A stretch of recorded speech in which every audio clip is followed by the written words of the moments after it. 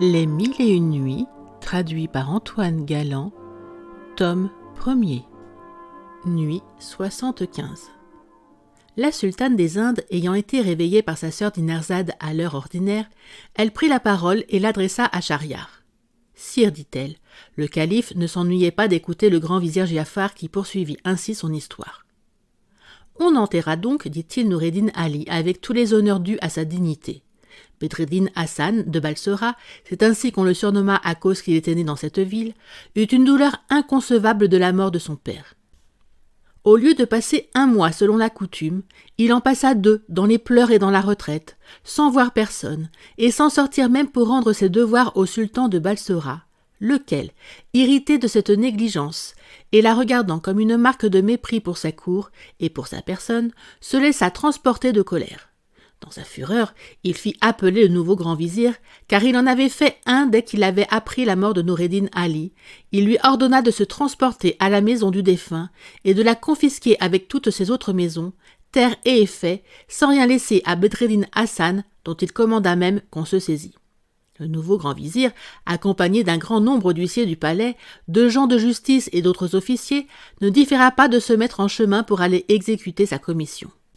Un des esclaves de Bedreddin Hassan, qui était par hasard parmi la foule, n'eut pas plus tôt appris le dessein du vizir qu'il prit devant et courut en avertir son maître. Il le trouva assis sous le vestibule de sa maison, aussi affligé que si son père n'eût fait que de mourir. Il se jeta à ses pieds tout hors d'haleine, et après lui avoir baisé le bas de sa robe, « Sauvez-vous, Seigneur, lui dit-il, sauvez-vous promptement. »« Qu'y a-t-il » lui demanda Bedreddin en levant la tête. « Quelle nouvelle m'apportes-tu » ? « Seigneur, répondit-il, il n'y a pas de temps à perdre. Le sultan est dans une horrible colère contre vous, et on vient de sa part confisquer tout ce que vous avez, et même se saisir de votre personne. » Le discours de cet esclave fidèle et affectionné mit l'esprit de Bedreddin Hassan dans une grande perplexité. « Mais ne puis-je, dit-il, avoir le temps de rentrer et de prendre au moins quelque argent et des pierreries ?»« Non, Seigneur, répliqua l'esclave, le grand vizir sera dans un moment ici. Partez tout à l'heure, sauvez-vous. » Bedreddin Hassan se leva vite du sofa où il était, mit les pieds dans ses babouches, et après s'être couvert la tête d'un bout de sa robe pour se cacher le visage, s'enfuit sans savoir de quel côté il devait tourner ses pas pour s'échapper du danger qui le menaçait. La première pensée qui lui vint fut de gagner en diligence la plus prochaine porte de la ville.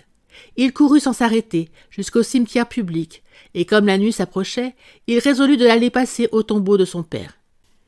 C'était un édifice d'assez grande apparence, en forme de dôme, que Noureddin Ali avait fait bâtir de son vivant, mais il rencontra en chemin un juif fort riche qui était banquier et marchand de profession.